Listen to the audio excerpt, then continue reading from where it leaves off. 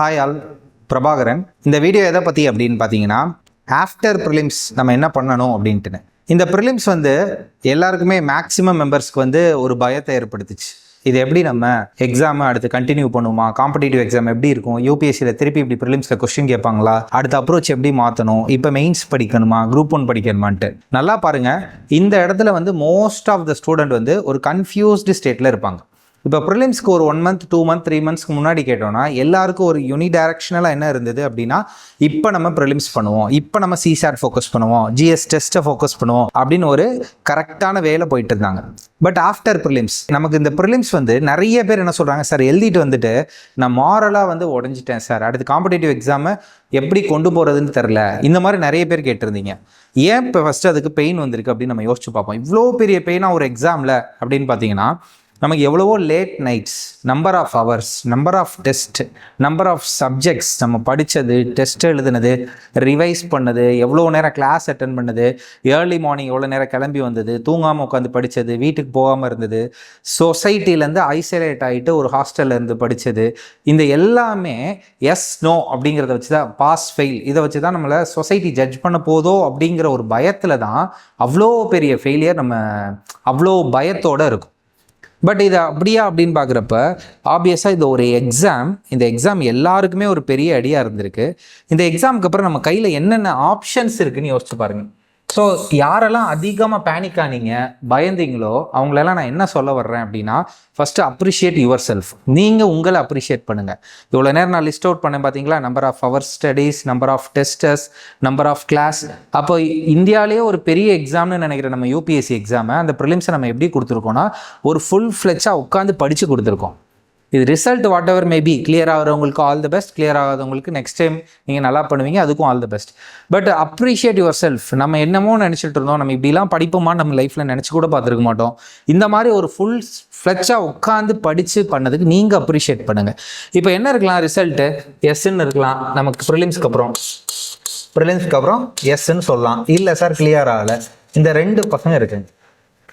இந்த 2லேருந்து அடுத்து என்ன பண்ண போகிறோன்னா, எஸ்ங்கிறவன் இந்த வருஷம் போயிட்டு மெயின்ஸ் எழுத போகிறான். கரெக்டாக மெயின்ஸ் எக்ஸாமினேஷன் எழுத போகிறான்.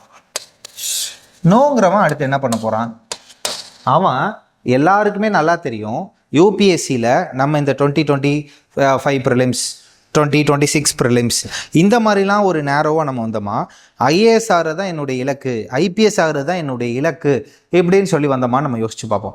அப்போ ஐஏஎஸ் தான் என்னுடைய இலக்கு, ஐபிஎஸ் தான் என்னுடைய இலக்கு அப்படிங்கிறப்ப நீ என்னைக்கா இருந்தாலும் என்ன பண்ண போகிற, நீயும் இதே மெயின்ஸை ஒரு நாள் கொடுக்க போகிற. ஸோ மெயின்ஸ் ப்ரிப்பரேஷனை நீ அடுத்து ஸ்டார்ட் பண்ணணும் அப்படிங்கிறதுக்காக தான் இந்த வீடியோ. அப்போது இல்லை சார் என்னோட பொருளாதார சூழல் அப்படி இருக்குது சார், இல்லை நான் வேற ஒரு எக்ஸாம் பண்ணும், நான் ரொம்ப சீனியர், நிறைய அட்டம்ஸ் கொடுத்துட்டேன் அப்படிங்கிறவங்க வேணால் என்ன பண்ணலாம்னா, இது கூடயே பேரலாக நீங்கள் பிளான் பி அப்படின்னு ஒன்று வைக்கலாம். அது என்ன பிளான் பி அப்படின்னா, குறிப்பாக இப்போ தமிழ்நாட்டில் பார்த்தீங்க அப்படின்னா குரூப் 1 எக்ஸாமினேஷன்ஸ் வருது. ஸோ உங்களுடைய ஒரு ஆஃப் டேவை நீங்கள் என்ன பண்ணிக்கலாம், குரூப் 1 ப்ரிப்பரேஷன் அப்படின்னு டெடிக்கேட்டடாக நீங்கள் அதுக்கு ஒதுக்கலாம். மெயின்ஸ் ப்ரிப்பரேஷனை காம்ப்ரமைஸ் பண்ணாதீங்க. யூபிஎஸ்சி மெயின்ஸை யூஸ்வலாகவே நான் சொல்லுவேன், 1 year நீங்கள் பிசிஎம் நல்லா படித்து முடிச்சிட்டிங்க, ப்ரிலிம்ஸ் மெயின்ஸ் படிச்சிட்டிங்க அப்படின்னா அதுக்கு அடுத்த வருஷத்துலலாம் ஒரு ஆஃப் டே யூபிஎஸ்சின்னு எய்ம் பண்ணிகிட்டே இருங்க, இன்னொரு of the other exams aim பண்ணலாம் இப்படின்னு சொல்லுவேன். ஆனால் யாரெல்லாம் இன்னும் மெயின்ஸ் படிக்காமல் இருக்கீங்களோ அவங்க தயவு செய்து மெயின்ஸ் ப்ரிப்பரேஷனை ஸ்டார்ட் பண்ணிடுங்க. இந்த மெயின்ஸ் அப்படிங்கிறப்ப யோசிச்சு பாருங்கள், நமக்கு மெயின்ஸ் எக்ஸாமினேஷனில் நான் எல்லாத்த பற்றியுமே பேசுகிறேங்க. மெயின்ஸ் எக்ஸாமினேஷனில் பில்லர்ஸ் அப்படின்னு சொன்னால் என்ன சொல்லுவோம், எஸ்ஏ ஒரு பில்லர், ஆப்ஷனல் ஒரு பில்லர், அடுத்தது ரிமைனிங் ஜிஎஸ் 1 2 3 இது 3 தனியாக கூட வச்சுக்கலாம். அடுத்தது 4th பில்லராக ஜிஎஸ் 4 வச்சுக்கலாம். இதுதான் பில்லர்ஸ். அதாவது என்ன சொல்ல வர்றேன்னா, கரெக்டான டைமில் கரெக்டான விஷயத்த செய்யணும். இப்போ எல்லாரும் என்ன பண்ணுவாங்கன்னா, இதுக்கு ஈக்குவலாக ப்ரொபோர்ஷனேட்டாக நமக்கு டைம் ஸ்பெண்ட் பண்ணாமல் ஒரு சில பேர் என்ன பண்ணிகிட்டே இருப்பாங்கன்னா, ஆப்ஷனல் இது மட்டும் படிச்சுட்டே இருப்பாங்க. But obviously it's a very important optional. இதை பற்றியும் நம்ம பேசுவோம். அடுத்து ஜிஎஸ் 1 to 3 GS 1 to 3 இது மட்டுமே படிச்சுட்டு இருப்பாங்க, இல்லை இதை மட்டுமே படிச்சுட்டு இருப்பாங்க. நான் என்ன அட்வைஸ் கொடுக்குறேன்னா, எல்லாத்தையுமே படிக்கணும். எஸ்ஏவும் ப்ராக்டிஸ் பண்ணணும், டெஸ்ட் சீரிஸ் எழுதி, ஆப்ஷனலும் ப்ராக்டிஸ் பண்ணணும், GS 1 to 3 பண்ணணும், GS 4 பண்ணணும். இப்போ இதுக்கு ஒரு ப்ராசஸ்ஸாக நம்ம ஒரு ஸ்டெப் பை ஸ்டெப்பாக பார்த்தோம் அப்படின்னா, ஃபஸ்ட்டு எடுத்ததும் நமக்கு என்ன பண்ணணும்னா, இதில் நமக்கு கான்செப்ஷுவல் கிளாரிட்டி வேணும். இந்த கான்செப்ஷுவல் கிளாரிட்டிக்கு அப்புறம் நமக்கு என்ன தேவைன்னா ப்ரிசைஸாக நல்ல கண்டென்ட். இந்த கண்டென்ட் வந்து நமக்கு எப்படி இருக்கலாம் அப்படின்னா பிரிண்டடாகவும் இருக்கலாம். அதை லேட்டராக நம்ம என்ன பண்ணிக்கணும் அப்படின்னா ஹேண்ட் ரிட்டன் நோட்ஸாக மாற்றிக்கணும். ஹேண்ட் ரிட்டன் நோட்ஸ், இந்த ஹேண்ட் ரிட்டன் நோட்ஸ் மெயின்ஸுக்கு ஒரு மேண்டேட்ரியான விஷயம். ஏன்னா அப்போ தான் நம்மளால் என்ன பண்ண முடியும்னா குயிக் ரிவிஷன்ஸ்க்கும் நம்பர் ஆஃப் டைம் ரிவிஷன்ஸ்க்கும் கன்சாலிடேஷனுக்கும் யூஸ் ஆகும் ஹேண்ட் ரிட்டன் நோட்ஸ். இது ரெண்டும் நமக்கு பேரலாக கிடைக்கிறப்பயே நம்ம அடுத்து என்ன பண்ணணும்னா நம்மளை டெஸ்ட் பண்ணி பார்க்கணும். டிஃப்ரெண்ட் கொஸ்டின்ஸ்க்கு டெஸ்ட் பண்ணி பார்க்கணும். இது மூணுமே வந்து இந்த குவாலிட்டி என்ஷூர் பண்ணுறதுக்கு அப்புறம் தான் நம்ம வந்து என்ன பண்ணணும் அப்படின்னு பார்த்தீங்கன்னா டைம் மேனேஜ்மெண்ட் பண்ணணும். டைம் மேனேஜ்மெண்ட் அப்படிங்கிறத இதுக்கப்புறம் தான் நம்ம பண்ணணும். அதுக்கு தான் வந்து மார்க் இந்த மாதிரியான விஷயத்தெல்லாம் பார்க்க போகிறோம். டெஸ்ட்டு, மார்க்கு இதெல்லாமே. ஸோ இதில் நீங்கள் என்ன பண்ணிடுறீங்கன்னா பாதி நேரம் நம்ம வெளியில் வந்துடுறோம், ப்ரிப்பரேஷனை விட்டு வெளியே வந்துடுறோம். அதாவது ப்ரிலிம்ஸ் முடிச்சதுக்கப்புறம் என்ன பண்ணிட்டோம், சார் ப்ரிலிம்ஸ் போச்சு, ப்ரிலிம்ஸ் வந்துச்சு இப்படின்னு சொல்லிகிட்டே இருக்கோம். நான் இப்போயே சொல்கிறேன், ரிசல்ட் வந்ததுக்கப்புறம் பாருங்கள் சார் நான் எப்படி பாஸ் ஆச்சுனே தெரிலன்னு ஏகப்பட்ட பேர் வருவான். அதே மாதிரி ரிசல்ட் வந்ததுக்கப்புறம் அடுத்தும் ஒரு 10 days என்ன பண்ணிகிட்டு இருப்பான், சார் இன்னும் எனக்கு ரிசல்ட் சரியாகலை அப்படின்னு சோகத்திலே இருப்பான். பட் உங்கள் காம்படிட்டர்ஸ் என்ன பண்ணிக்கிட்டு இருக்காங்கன்னா இந்த மெயின்ஸ் எழுத போகிறவன் இப்போலேருந்தே படிச்சுக்கிட்டு இருக்கான் பிஃபோர் ரிசல்ட்டு. அடுத்த மெயின்ஸ் எழுத போகிறவன் என்ன பண்ணிட்டான், உங்கள் காம்படிட்டர்ஸ் கிளியர் பண்ணுற ஆஸ்பிரன்ஸ் இப்போலேருந்தே ஸ்டார்ட் பண்ணிட்டான். ஸோ இது ஒரு மெயின்ஸுக்கான ஒரு ஸ்டெப்பு, இப்படி தான் பண்ணணும். இப்போ நம்ம வந்து ஆப்ஷனல் அப்படிங்கிறது ஒரு முக்கியமான ஃபேக்டர் இந்த இடத்துல. ஏன் அப்படின்னு பார்த்தீங்கன்னா இந்த ப்ரிலிம்ஸ் அப்படின்னு ஒன்று இருக்கப்போ யூஸ்வலாக என்ன சொல்லுவாங்கன்னா சார் நான் இந்த அட்டெம்ப்ட் ஸ்கிப் பண்ணுறேன், அடுத்த வருஷம் எழுதுறேன் அப்படின்னு சொல்லி சில பேர் சொல்லுவாங்க. அவங்கள்ட்ட நான் என்ன சொல்லுவேன்னா இந்த ப்ரிலிம்ஸ் அப்போ நீங்கள் ஏகப்பட்ட பேர் என்கிட்ட கேட்டிருந்தப்ப தம்பி தயவு செய்து ப்ரிலிம்ஸ் அப்போ என்ன பண்ணு, ப்ரிலிம்ஸை ஒழுங்காக படி அப்படின்னு சொல்லியிருந்தேன். இப்போ இந்த மெயின்ஸ் அப்போ என்ன பண்ணணும் அப்படின்னா நீங்கள் வெதர் எந்த அட்டெம்ப்ட் கொடுத்தாலும் சரி இந்த மெயின்ஸ் எக்ஸாமினேஷனை ஒழுங்காக படிக்கணும். அப்போ மட்டும்தான் படிக்கிறீங்க. அப்போ இந்த மெயின்ஸ் எக்ஸாமில் ஒரு முக்கியமான பில்லராக நம்ம எதை பார்க்குறோம், ஆப்ஷனல். இப்போ ஆப்ஷனலுக்கு 2 டைப் ஆஃப் ஆஸ்பிரண்ட்ஸ் இருப்பாங்க. ஆப்ஷனல் சப்ஜெக்ட்ஸ்க்கு ஒன்று ஃபஸ்ட் டைம் ஒரே ஒரு தடவை நான் கிளாஸ் பண்ணியிருக்கேன் சார், ஒரு பிசிஎம் அட்டன் பண்ணியிருக்கேன், ப்ரிலிம்ஸ்க்கு முன்னாடி நான் கொஞ்சம் கிளாஸஸ் தான் அட்டன் பண்ணியிருக்கேன் அப்படிங்கிறவங்க என்ன பண்ணுங்கள், ஆப்ஷனலை சிலபஸ் வைஸ் எடுத்து வச்சுட்டு படித்து டெஸ்ட் எழுத ஆரம்பிங்க. அப்போது நோட்ஸ் முக்கியம், டெஸ்ட்டு முக்கியம். செகண்ட் வந்து வெட்டரன்ஸ், சீனியர்ஸ் அப்படின்னு கூட வச்சுக்கலாம். இவங்களாம் வந்து ஃபஸ்ட் அட்டெம்ப்ட் இப்போ தான் சார் நான் ஃபஸ்ட்டு ப்ரிலிம்ஸ் கொடுத்துருக்கேன் அப்படிங்கிறவங்க ஒரு நோட்ஸ் எடுங்க, நோட்ஸை கன்சால்டேட் பண்ணுங்கள், அடுத்து டெஸ்ட் எழுத ஆரம்பிங்க. சீனியர்ஸ்லாம் என்ன பண்ணணும்னா சார் நான் இதை ஆல்ரெடி பண்ணிட்டேன், நோட்ஸ் எழுதிட்டேன், லிமிட்டடாக டெஸ்ட் எடுத்திருக்கேன், இதுக்கப்புறம் என்ன பண்ணணும்னா இங்கே தான் வந்து வேல்யூ எடிஷன்ஸ் நிறையா பண்ணிகிட்டே இருக்கணும். வேல்யூ எடிஷன்ஸ் நம்ம தமிழ் ஆப்ஷனலில் வர்றப்ப நான் பசங்கள்கிட்ட சொல்லியிருப்பேன். தமிழ் ஆப்ஷனலில் என்ன சொல்லியிருக்கேன், இனிஷியலாக இதை ஃபோக்கஸ் பண்ணிகிட்டே இருங்க, ஆஃப்டர் அதுக்கப்புறம் ப்ரிலிம்ஸ்க்கு அப்புறம் இதை பண்ண ஆரம்பிக்கலாம் அப்படின்னு சொல்லியிருந்திருப்பேன். இது ஓரளவு ஃபுல் பண்ணியிருப்பீங்க. இது யாரெல்லாம் செல்ஃபாக படிக்கிறவங்களா இருந்தாலும் சரி, எனி ஆப்ஷனல் ஸ்டூடெண்ட்ஸ் சரி, யார்கிட்ட தெளிவான நோட்ஸ் எழுதி டெஸ்ட் இல்லையோ அவங்க இந்த வேலையை பண்ண ஆரம்பிச்சிருங்க. ஏன்னா காம்படிஷன் வந்து எப்படி இருந்துக்கிட்டு இருக்கு, யாரோ ஒருத்தவன் ஃபெயில் ஆனாலும் என்ன பாஸ் ஆனாலும்னு படிச்சுக்கிட்டே இருக்கான், அவன் தான் இந்த எக்ஸாம் நோக்கி ஓடிக்கிட்டே இருக்கான், அவன் தான் இந்த இடத்துல வின் பண்ண போகிறான். ஸோ நீங்கள் வந்து இந்த இடத்துல லேக் ஆகிடாதீங்க. முடித்தவங்க வந்து என்ன பண்ணுங்கள், வெட்டரன்ஸ் வந்து வேல்யூ எடிஷன். அது என்ன sir value edition? Value edition அப்படிங்கிறது நமக்கு ஆவரேஜாக ஒரு சிலபஸை கம்ப்ளீட் பண்ணிவிட்டு சிலபஸில் இருக்க ஒரு லிமிட்டட் நாலேஜோட ஒரு கொஸ்டினை அப்ரோச் பண்ணோம் அப்படின்னா நமக்கு தெரிஞ்ச விஷயங்களை அந்த ஒரு 2 pagesக்கு 3 pagesக்கு நம்ம எழுத முடியும்.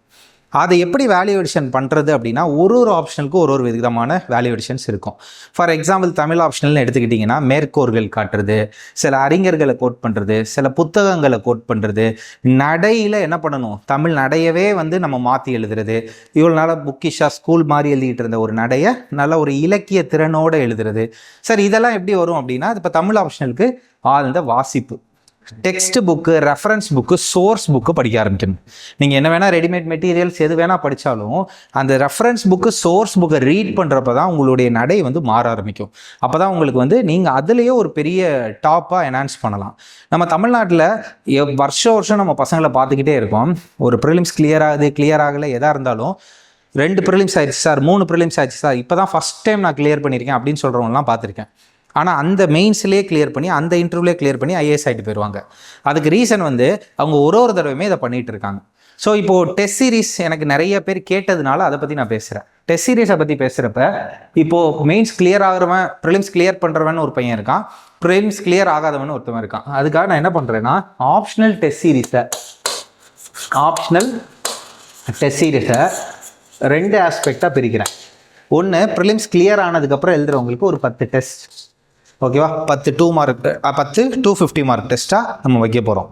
இல்லை சார் நான் இயர் லாங்காக படிக்க போகிறேன், இந்த வருஷம் டிசம்பர் வரைக்கும் படிக்க போகிறேன், அவங்களுக்கு என்ன பண்ண போகிறோம், டிசம்பர் வரைக்கும் படிக்க போகிறவங்களுக்கு அப்படின்னா 30 டெஸ்ட் பிளான் பண்ணியிருக்கேன். 30 டெஸ்ட், ஓகேவா? இது வந்து டிசம்பரில் முடியும். இயர் லாங்கு இந்த ஒரு 6 மந்த்ஸ் அப்படியே ஃபுல்லாக படிக்கிற மாதிரி. இது வந்து நமக்கு ஆகஸ்ட்டில் எக்ஸாம் வருதா, அதோட வந்து முடிகிற மாதிரி இருக்குது. இது 2 test series. So any optionals நீங்கள் என்ன பண்ணிக்கலாம், பிளானை இந்த மாதிரி டிவைட் பண்ணிக்கலாம். சார் இந்த 3 மாதத்தில் முடிக்க போகிறேன்னா இல்லை டிசம்பர் வரைக்கும் முடிக்க போகிறேன்னா, அப்போ சின்ன பார்ட்டாக பிரித்து லாங்காக கொண்டு போகலாம். இப்போ படிக்கிறதுனா கொஞ்சம் அதிகமான டைம் இன்வெஸ்ட் பண்ணி படிக்கணும். அப்போ இது நம்ம படிக்க போகிறோங்கிறப்ப நம்ம ஒரு டே எடுக்கிறோம் அப்படின்னா ஒரு கிளியர் கட்டாக நமக்கு ஒரு பிளான் வேணும். அப்போ பிளான் வேணும் அப்படிங்கிறப்ப இப்போ நீங்கள் யோசிச்சு பாருங்கள், ஜூன், ஜூலை, ஆகஸ்ட், இப்படி நம்ம மந்த் வைஸ் ஒரு பிளான் பண்ணி வச்சுக்கணும். சார் இந்த நான் ஜூனில் வந்து நான் ஆப்ஷனல் சப்ஜெக்ட் படிக்க ஆரம்பிக்கிறேன் சார், ஒரு ஃபுல்லாக என்ன பண்ண போகிறேன், இங்கேயும் ஆப்ஷனல், இங்கேயும் ஆப்ஷனல், இங்கேயும் ஆப்ஷனல் சார். இதில் வந்து ஃபஸ்ட் டைம் படிக்கிறப்ப இங்கே படிக்கிறேன் சார், ஃபஸ்ட் டைம் படிக்கிறது நோட்ஸ் ரெடி பண்ணுறேன், இங்கே வந்து ரிவிஷன் 1 பண்ணிக்கிறேன் சார் ஒரு 3 மாதத்துலேயே. இது ஒரு ஆஸ்பெக்டாக போயிட்டே இருக்கணும்.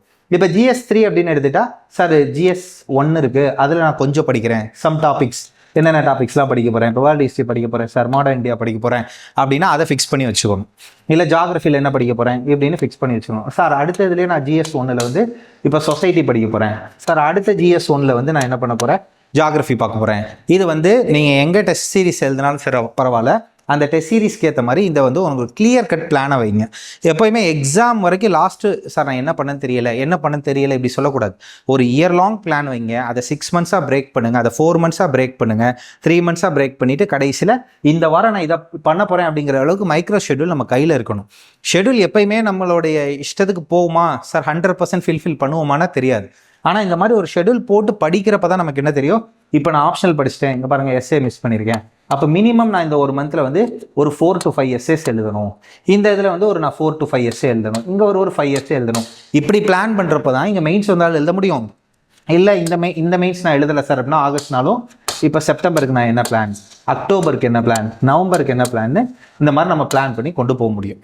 சரிங்களா? இல்லாட்டினா என்ன ஆகும் அப்படின்னா, சார் இன்னும் ஒரு வாரத்தில் எக்ஸாம், நான் இன்றைக்கே உட்காந்து எஸ்ஏ எழுதுறேன், இன்றைக்கி உட்காந்து நான் 3 எஸ்ஏ எழுதுறேன், நாளைக்கு ஒரு 3 எஸ்ஏ எழுதுறேன் அப்படின்னு எஸ்ஏவை மாற்றி எழுதிட்டு இருப்போம். ஸோ எல்லாமே கிராஜுவலாக நம்ம பண்ணால் மட்டும்தான் இம்ப்ரூவ் ஆக முடியும். ஜிஎஸ்ஸாக இருந்தாலும் சரி, எஸ்ஏவாக இருந்தாலும் சரி, ஆப்ஷனலாக இருந்தாலும் சரி, எத்திக்ஸாக இருந்தாலும் சரி. ஓகேவா? ஸோ இது சொல்லணும்னு தோணுச்சு. ஆஃப்டர் ப்ரிலிம்ஸ் என்ன பண்ணுங்கள், எய்தர் இது பண்ணுங்கள், இல்லை ப்ளஸ் இது கூட சேர்த்து என்ன பண்ணுங்கள், குரூப் 1 எக்ஸாமினேஷன் படிங்க. குரூப் 1க்கு நீங்கள் பார்த்துருப்பீங்க, நம்ம இதில் வந்து என்ன போயிட்டுருக்கு, பிரம்மாஸ்திரா ப்ரோக்ராம் போயிட்டுருக்கு. நிறைய பேருக்கு வந்து ஒரு டவுட் வந்திருக்கும், சார் அது மட்டும் பார்த்தா போதுமா, இன்னும் நான் எக்ஸஸாக ஏதாவது பார்க்க வேண்டியது இருக்கா அப்படின்னு பார்த்தீங்கன்னா, நமக்கு பிரம்மாஸ்திரா வந்து எப்படி இருக்குன்னா, டே லாங் நீங்கள் ஒரு பிளான் பண்ணுங்கள். டே லாங் பிளான் பண்ணுறப்ப சார் நான் மார்னிங் எழுந்திரிக்கிறேன், மார்னிங் வந்து நான் என்ன பண்ணுறேன், எஸ்டர்டே கிளாஸ் நோட்ஸை ரிவைஸ் பண்ணுறேன். ஓகே சார், அதுக்கப்புறம் நான் கிளாஸ்க்கு வர்றேன், ஒரு 10 o'clock கிளாஸ்க்கு வர்றேன், அப்புறம் இது ஏர்லி மார்னிங்னு வச்சுக்கிட்டோம் அப்படின்னா மார்னிங், ஆஃப்டர்நூன், இங்கே வந்து நான் என்ன பண்ண போகிறேன், எம்எஸ்எல்பி கிளாஸ் வர போகிறேன் சார். இங்கே டிடி ப்ரிலிம்ஸ், டிடி மெயின்ஸ், இது வந்து கிங் மேக்கர் ஸ்டூடெண்ட்ஸ் வச்சு சொல்கிறேன். மெயின்ஸ் கிளாஸு, மெயின்ஸ் டெஸ்ட்டு நான் இது பண்ணுறேன் சார். ஈவினிங் ஆகுது சார், ஈவினிங் என்ன பண்ண போகிறேன், பிரம்மாஸ்திரா பண்ண போகிறேன். பிரம்மாஸ்திராங்கிறது இங்கே உங்களுடைய குரூப் 1 ப்ரோக்ராம். அடுத்த நைட் என்ன பண்ண போகிறேன், இந்த கிளாஸ் நோட்ஸை ரிவைஸ் மட்டும் பண்ண போகிறேன், கிளாஸ் நோட்ஸ். இப்படி நமக்கு ஒரு கிளியர் கட்டாக ஒரு பிளான் இருக்கப்ப it may be positive, negative, நமக்கு ஒரு ஷெட்யூல் செட் ஆகுறதுக்கு மட்டும்தாங்க டைம் ஆகும். ஒரு 1 வீக் உட்காந்து இந்த ஷெட்யூலை ட்ரை பண்ணி செட் பண்ணிட்டீங்க அப்படின்னா அது பாட்டுக்கு அடுத்து போயிட்டு இருந்துகிட்டே இருக்கும். ரொட்டீனை ஃபாலோ பண்ணிக்கிட்டே இருந்தீங்கனாலே இந்த ப்ராசஸ் ஃபாலோ பண்ணிக்கிட்டே இருக்கப்பயே ரிசல்ட்டுங்கிறது ஆட்டோமேட்டிக்காக வந்துடும். சரிங்களா? அதுக்காக தான் இந்த வீடியோ. ஸோ யாரெல்லாம் இன்னும் ஒரு கன்ஃபியூஷனாக இருக்கீங்களோ, சப்போஸ் ஏதாவது மீட் பண்ணி எங்களை பேசணும் அப்படின்னு நினச்சிங்கன்னா தாராளமாக அகாடமிக்கு வாங்க. எனி அகாடமி ஸ்டூடெண்ட்ஸ் உங்களுக்கு மென்டார்ஷிப் தேவைப்பட்டுச்சுனால அகாடமியில் வந்து மீட் பண்ணுங்கள். நான் வந்து என்ன பண்ண போகிறேன் அப்படின்னா, ஒரு மீட்டப்னு இங்கே நம்ம சென்னையிலையும் பார்க்கணுன்னு போகிறேன். இதே மாதிரி ஆல் கிங் மேக்கர் பிரான்ச்சஸ்லையும், திருச்சியிலையும் சரி, கோயம்புத்தூர்லையும் சரி, சேலம், நாமக்கல், தூத்துக்குடி, மதுரை, ஆல் பிரான்ச்சஸ்க்கும் நான் வர போகிறேன், பாண்டிச்சேரிக்கும். அந்த டேட்டு வந்து உங்களுக்கு கிங் மேக்கர் சேனல்லே அப்பப்போ போட்டுட்டு இருப்பாங்க. ஸோ யூடியூப் சேனல்லையும் பார்த்துட்டு இருங்க, அண்ட் டெலகிராம் சேனல்லே ஃபாலோ பண்ணுங்கள். அந்த டேட் மட்டும் நான் ஃப்யூச்சரில் உங்களுக்கு மென்ஷன் பண்ணுறேன். கண்டிப்பாக ஹோப்போடு படிங்க, நம்ம பாஸ் ஆகிடலாம். ஒரே ஒரு விஷயம் யோசிச்சு பாருங்கள், இந்த ப்ரிலிம்ஸ் அப்போ நமக்கு என்ன தோணி இருக்குன்னா, இன்னும் ஒரு நாள் கொடுத்தா நல்லாயிருக்கும், இன்னும் 2 நாள் கொடுத்தா நல்லாயிருக்கும் அப்படின்னு ஒன்று தோணியிருக்கும். அதே மாதிரி இன்னும் 2 தடவை ரிவைஸ் பண்ணியிருக்கலாம், நான் ஹிஸ்ட்ரியை மட்டும் நல்லா படிச்சிருக்கலாம், கரண்ட் அஃபேர்ஸை மட்டும் நல்லா படிச்சிருக்கலாம், பேப்பர் படிச்சிருந்தா போதுமே இப்படின்னு எப்பயுமே இஃப்ங்கிறது நமக்கு தோணிக்கிட்டே இருக்கும். இப்படி பண்ணியிருந்தால் இப்படி ஆயிருக்கும், இப்படி பண்ணியிருந்தால் இப்படி ஆயிருக்கும்ட்டுன்னு. நம்ம நாட்டையே ஆள போகிற அட்மினிஸ்ட்ரேட்டர்ஸ் நீங்கள். அப்போ ஒரு ஃபெயிலியரோ ஒரு டிசாஸ்டரோ ஏதோ ஒரு விஷயம் நடக்குது அப்படின்னா அதுலேருந்து அதை எப்படி ரெக்கவர் பண்ணி கொண்டு போகிறாங்கங்கிறவங்க தான் ஒரு பெஸ்ட் பியூரோக்ராட்ஸ். அப்போ ஒரு பெஸ்ட் பியூரோக்ராட்ஸுங்கிறவன் அந்த இஃபெல்லாம் விட்டுட்டு ஃப்யூச்சரில் வில் அப்படின்னு போயிடுவான். இது நான் பண்ண போகிறேன், இப்படி பண்ண போகிறேன், இதை பண்ணுறதுக்கு எனக்கு இது தேவை, இது பண்ணுறதுக்கு இது தேவைன்னு உட்காந்து யோசிங்க. அழுகணும்னு தோணுச்சு, சோகமாக இருக்கணும்னு தோணுச்சா ஒரே நாளில் அதை முடிச்சிருங்க. அடுத்த நாள் என்ன பண்ணிடுங்க, அடுத்தடுத்து போயிட்டே இருக்கணும். டெய்லி வந்து அதை நம்ம கேரி ஃபார்வர்டாக பண்ணிக்கிட்டே இருக்கப்ப நம்மளோட ஆக்சுவல் பெர்ஃபார்மன்ஸே குறைஞ்சிடும். ஓகேவா? Wish you all the best. Meet up டேட்டை வந்து நான் ஃபியூச்சரில் சொல்கிறேன். Okay, thank you.